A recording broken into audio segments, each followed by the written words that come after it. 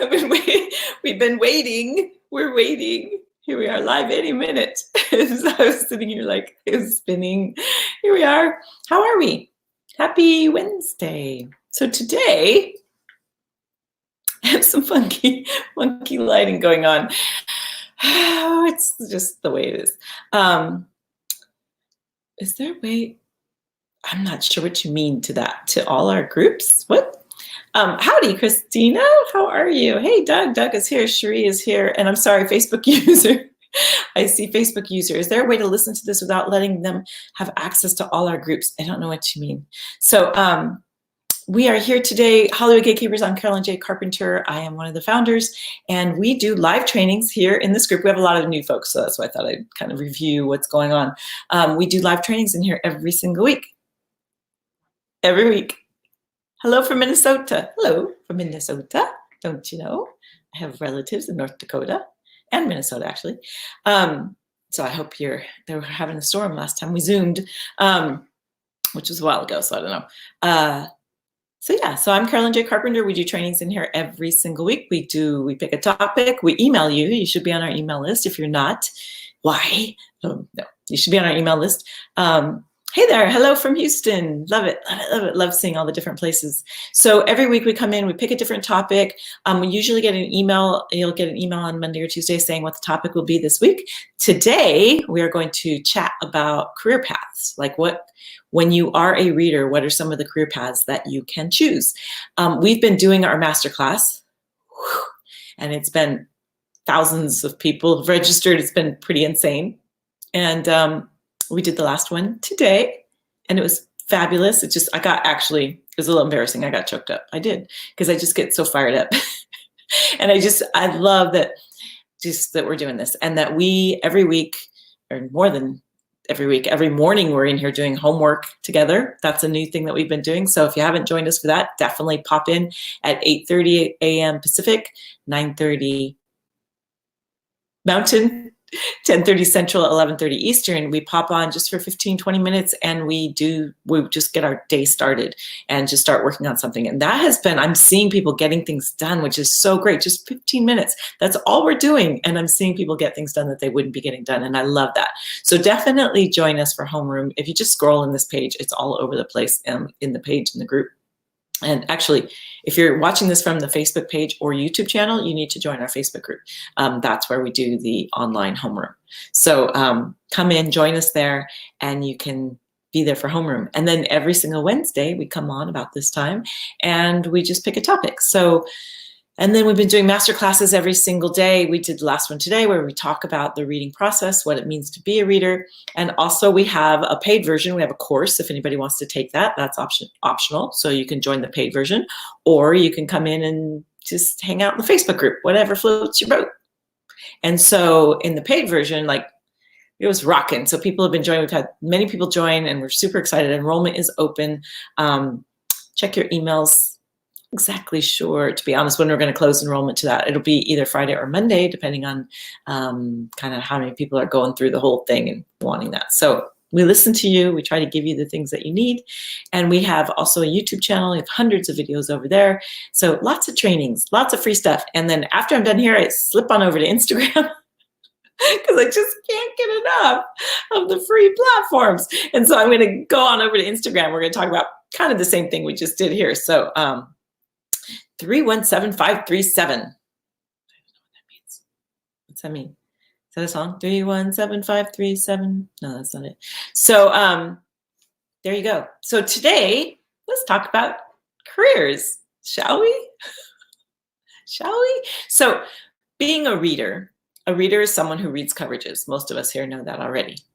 That show up live to these, I should say. They've heard of being a reader. They've heard of coverage. Spells Leslie upside down. Awesome. So when you are a reader, you learn how to read a screenplay and then write a coverage. Pardon me while I turn off my email. Sorry about that.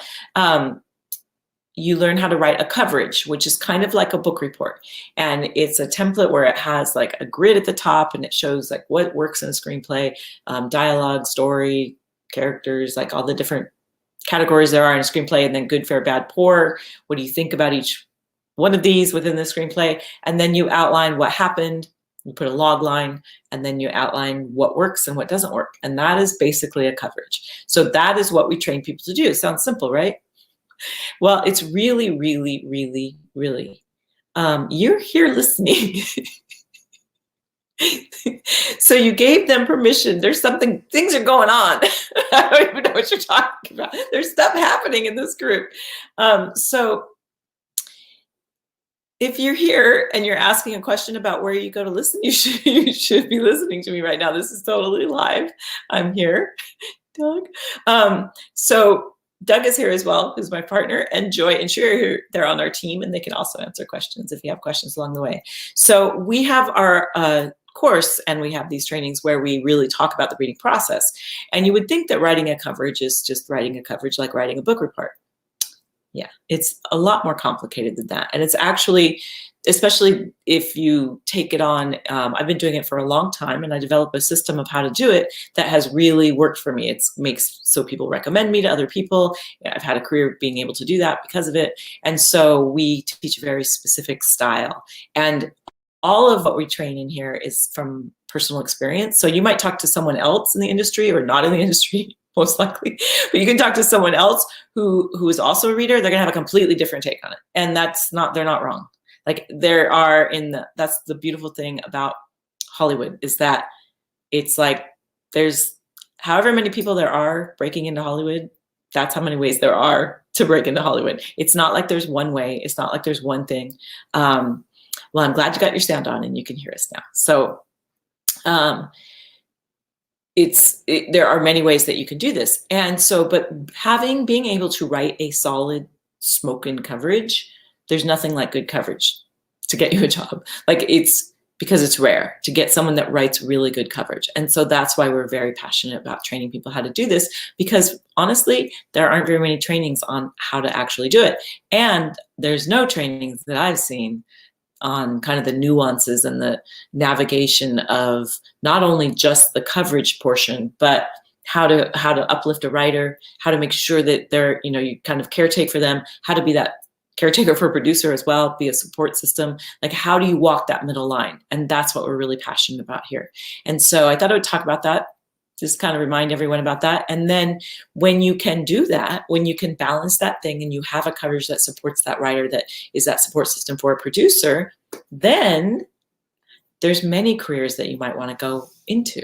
So as you can see, Doug's in the chat and he kind of like points out little things. It's not like he's just going to point that out like that's on purpose. It's not that he's just like, she just said coverage. Coverage. Okay, I'll stop. Such a child, or childlike. I called my friends, like, we're all just such children. And then my best friend was like, no, we're not. We're not childish. I was like, what? And she goes, no, we're childlike, but we're not childish. And I was like, oh, okay. Child. So if you can learn how to like have that base and write a spoken coverage and then really be that champion for a writer, we are trying to kick the gate open. We are not trying to be, no, your writing stinks, get out of town. Like, that's terrible. And there are some readers that act like that. So that's not the point. We are like, come, let us help you.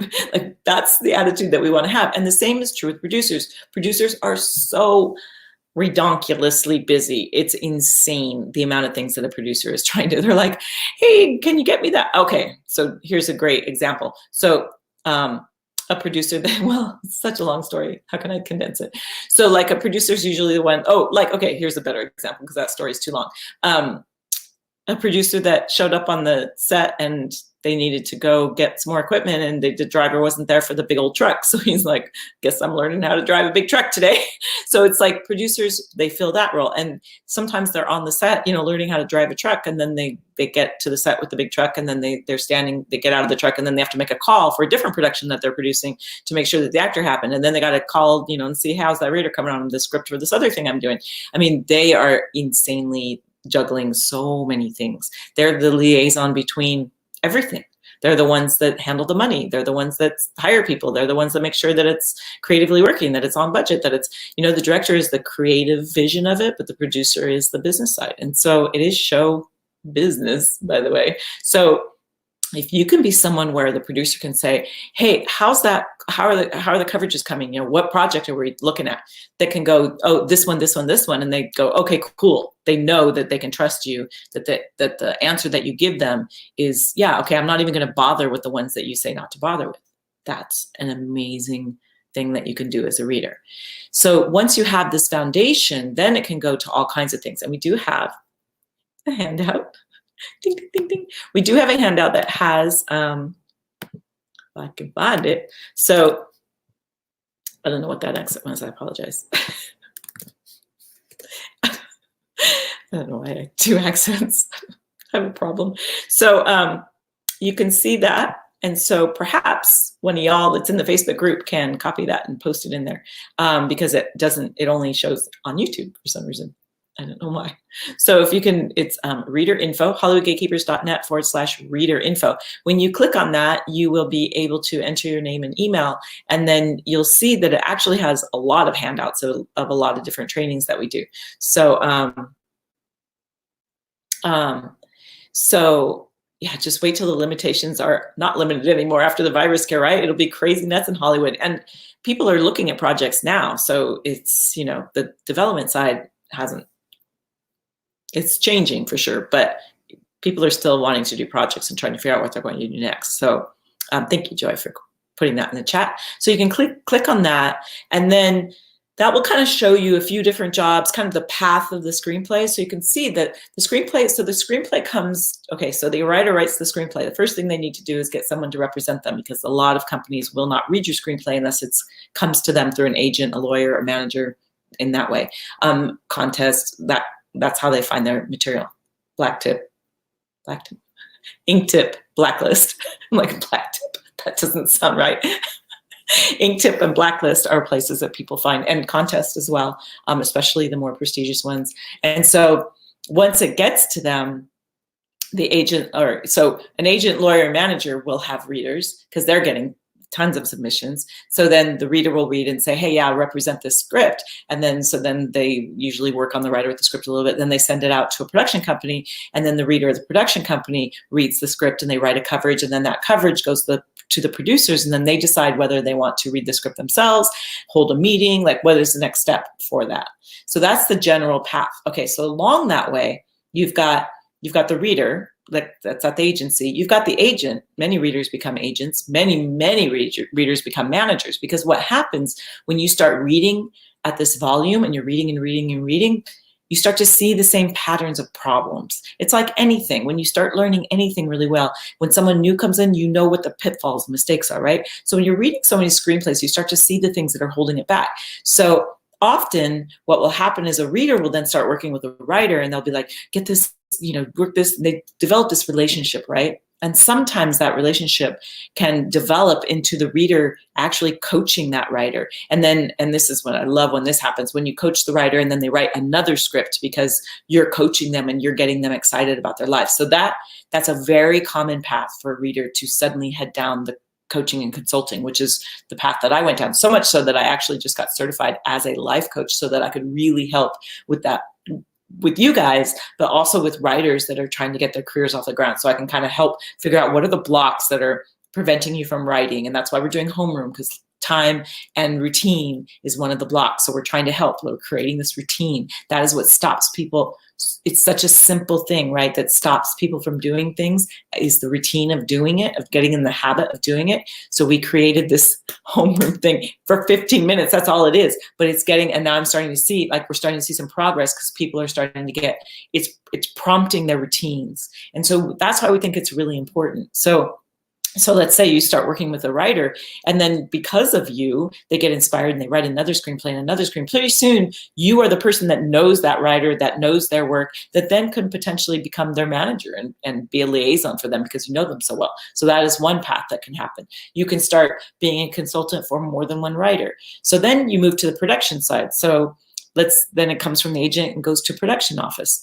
In that office, it comes to the readers. Well, actually, it doesn't go straight to the readers. It comes in and it goes through the whole, the first line of defense, which is the receptionist or whatever, and then it goes to a story editor, typically, depending on how big the company is. Sometimes it might go straight to a producer or a producer's assistant. So producer's assistant is far more likely than a producer, even in a small company. And which is another thing, is that you can start as a reader. You not necessarily start as a reader. You can be a reader, and you can also come in as a production assistant who knows how to read. So you could be the producer's assistant and be reading their screenplays for them. You could be an actor's assistant and be reading their screenplays for them. You could be a costumer's assistant and be reading their screenplays for them, because someone who's picking, someone who has a career as a costumer is busy designing and making costumes. So while they're doing that, you could be saying, hey, I'm looking for your next project. So that's a whole, especially if you have a love of that kind of thing, of production design or costume design or makeup, or all of those people, editors, like all of those people are looking at projects all the time. So if you can, whatever your thing is, and that's why we don't teach one, like this is, people constantly say, how do I get a job? And it's like, do you see like how big that question is? It's so deep, because it really depends on you. It depends on what you love, what you're willing to do, how hard you want to work. It depends on how, if you want to work and dive into one project at a time, if you just want to read as fast as you can. Like, it's really, really such an individual decision. And I think one of the things two things, that readers get a bad rap, and that people say that our readers, that the work dries up or there's just never any work. If that's the case, that says something about the reader, I think, far more than the industry at large. Because if you don't know what you want, if you're tripping in through life, then you're going to get stuck in things that you're just not a good match. And so it's going to make you go down paths. And we all done we're suddenly like, what am I doing? What am I doing here? What happened? Like, when we talk about in our masterclass, we say, how many of you are reinventing your lives? And I say, give me a thumbs up. And it's like, like all these thumbs come up. And it's like, right? Because I think that this kind of creativity draws that kind of thing. And so if there's so many times we just head down these paths as opposed to making a decision, a plan, and then heading down the path. So once the screenplay comes to a production office, then you've got your story editor, and they're the person who they're involved in story editing. But one of their other jobs is that they know the readers, they know the producers, and they're matchmakers. So they decide which screenplay, which producer should work with which reader, which screenplay. I know that this person really loves rom-coms. This producer is producing a rom-com. I'm going to hook them. They're going to be reading for each other. They really do want the project to work. So they're not going to say, oh, this producer wants a rom-com. Oh, well, let's get George. He hates rom-coms. Let's give it to George to read. They want it to work. They want someone who goes, I love rom-coms, and I can't wait to give you an idea of how to make it better. So it really is this like marriage, so to speak. And so once that happens, so there's the story editor job, right? Then there's a development executive. And so let's say you have a producer. The producer is working on 10 movies at once. Each movie has a development executive. So the producer is out doing all the things I talked about. They're grabbing actors and they're doing all the kind of juggling of putting a project together. Whereas the development executive is handling just the screenplays of that part. And so they're working, so the reader comes to the development executive, and then they work with the writer on getting that script better. Usually the writer will work with the development executive. The development executive will then get the give them notes. The writer will go home, rewrite the screenplay. The screenplay comes back. Where does it go? To the reader. The reader writes it, sometimes does a comparison of what changed, and then they can compare that to the notes that they got from the development director to see if it's all matching up, or if they didn't do it, then the writer can explain why it didn't work for them, and then it goes back, and so on and so on. So those are all. Development executive is another job. Many, many, many development executives move on to a producer role, or they just become so ensconced in the whole project that they get a producer credit. Doesn't necessarily mean that they're on the film, on the set, driving the truck and that kind of producing, but they're doing developmental producing. And so that's a whole nother world. There are like 10 different types of producers. There are, just look at any movie. Look at the credits and you'll see producer, producer, producer, producer, associate producer, executive producer, line producer, producer, supervising producer. Like, it's like there's associate producer. There are so many different types of producers, and we actually break down every single one of them within our course. But all of those are routes that people might go. So some people come in through our programs because they are producers already and they want to be able to work with writers, and they just don't know how to talk to a writer. They don't know how to say, this character isn't authentic. They don't know how to say, what's the subtext? What's the motivation? They don't know those terms. Some producers come in through a financial background. They know how to raise money, which is really important, but they don't necessarily know the nuances of storytelling, and nor should they. It's awesome if they do, but sometimes that's not their job. Their job is to raise the money, which you need money to make movies. So anyone that begrudges that is like, what? So then the producer can come to the person who does know. It's like Beyonce hiring a vocal coach. They're going to help her with her voice. They're not a pop star. So it's really like trying to balance that. So,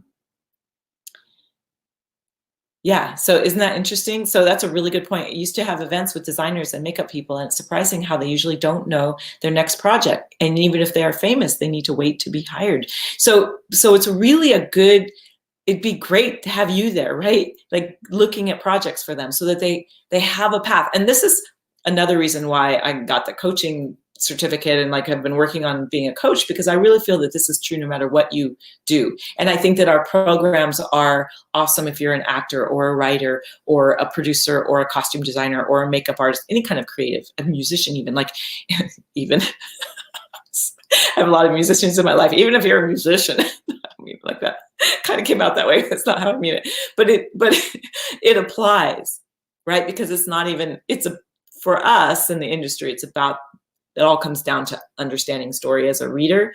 But these methods of understanding what career you want, that's on you.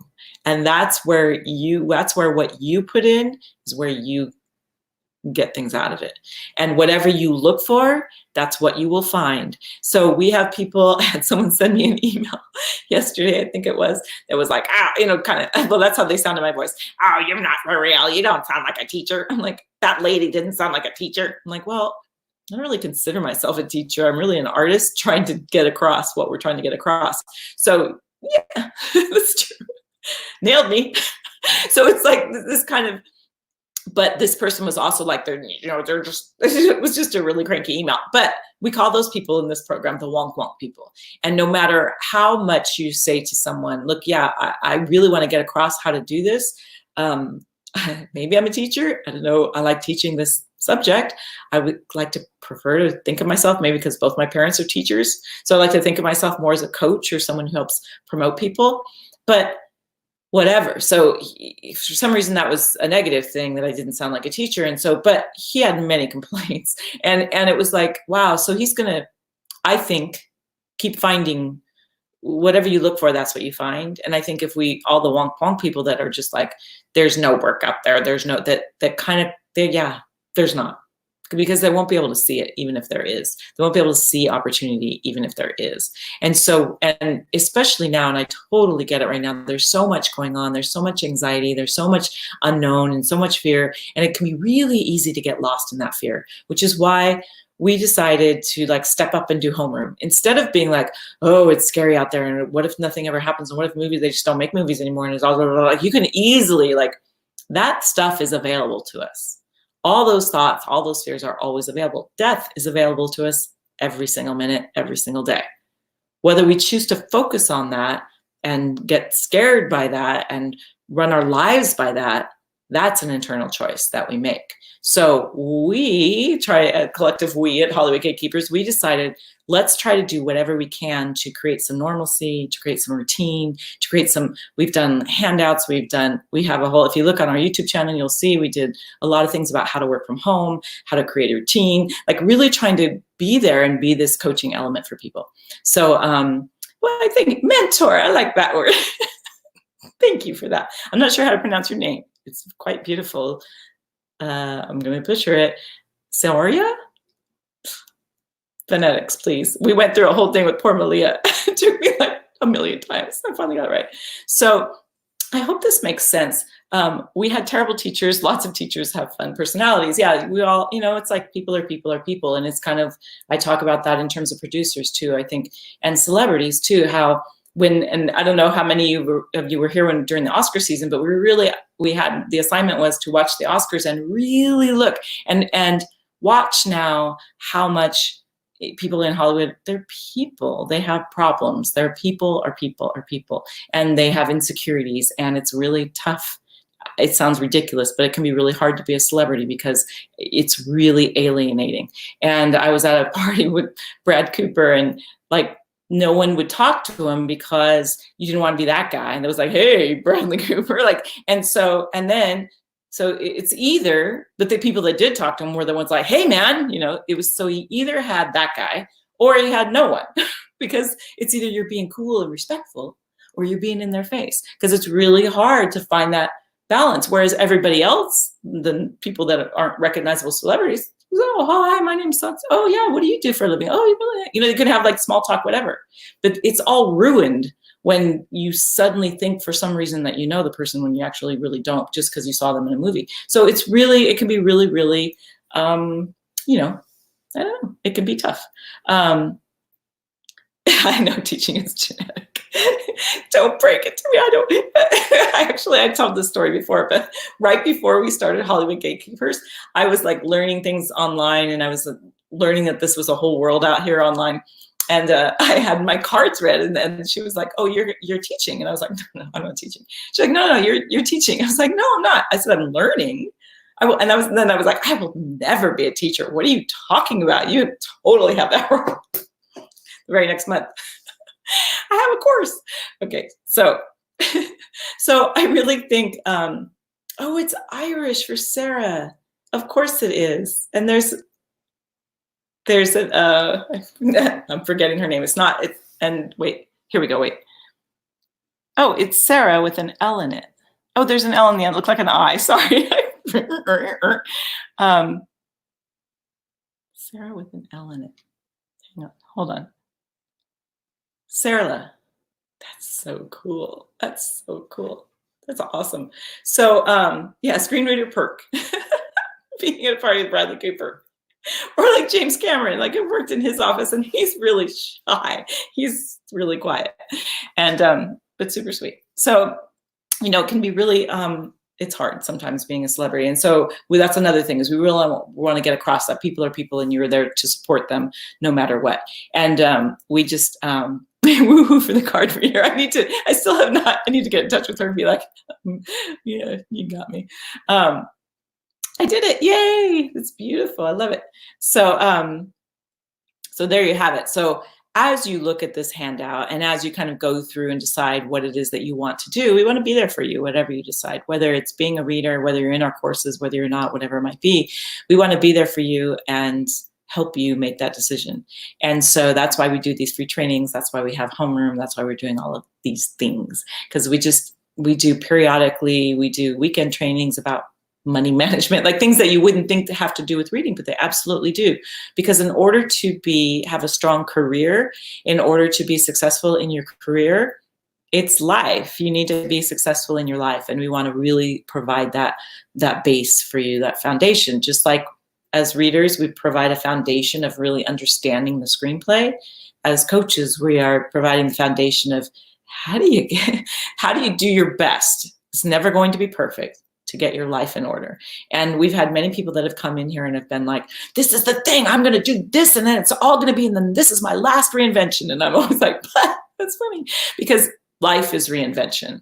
We are constantly going to be reinventing ourselves. And so the more that we can double down on the things that we love, the things that inspire us, the things that are creative, because if you're creative or you wouldn't be here, the better it will be, the more successful we will be, the bigger our dreams will be, the more we can accomplish. We really, really feel that. So it ties all into the bigger picture. Yes, yes, it does. So super happy to have you here. That's what we have for today. We try to keep it to about half an hour. Sometimes we go a little bit longer if there's a lot of questions or whatnot. we did do the masterclass, and it was fabulous. Enrollment is open, so keep an eye in the group. We'll be posting some links to being able to enroll. If you do want to take the course, we'll post some links in there. Reinvention and evolution, both. And evolution is love spelled backwards. We're part of it anyway. So, you know, it's all part of us. Nobody needed an iPhone 10 years ago, right? And his whole thing was, no, only one button, which I absolutely love. And they were like, that's not possible. And now they've even taken the button away. So there you go. So it's those people. And, you know, as I read an article today that was someone panicking about how movies will never be the same. And I'm like, necessity is the mother of invention. As things change, this is, as much as it's strife, it's opportunity. This idea that so much is changing, it opens these windows for people that never would have had the opportunity to begin with. For people, I would like to think that people who are getting laid off it might open up a whole new world for them that they never would have thought of if that hadn't have happened. And the reason I can kind of speak to this is that's how I came into this, got into a car accident, couldn't do my job anymore, and then started to try to figure something else out. I found this, I found reading, and that made me find you. And so I've been there. I know, at a time when I thought, like, who am I and what am I doing? And I can't be a dancer anymore. That was just like, what the heck is this? And then it led to this, which is so craziness, right? So you just never know what's around the corner. And so I think that's why, and I have several stories of disaster striking and being like, what? I even had so much so that I had a friend say, maybe that's your thing. Maybe your thing is like teaching people how to handle disaster striking. And I was like, no, I really don't want that to be my thing, but whatever. But it is like, you take the good with the bad. Life is beautiful and messy and sloppy and lovely. So that's my method, and I'm sticking to it. So definitely look into Homeroom. Carolina, best name ever. So we will see you in Homeroom tomorrow. And come on in 8:30 in the morning, and then keep an eye out in the Facebook group, and we will put links into the course as we have them. All right, you guys, it's good to talk to you. I'll talk to you soon. Bye.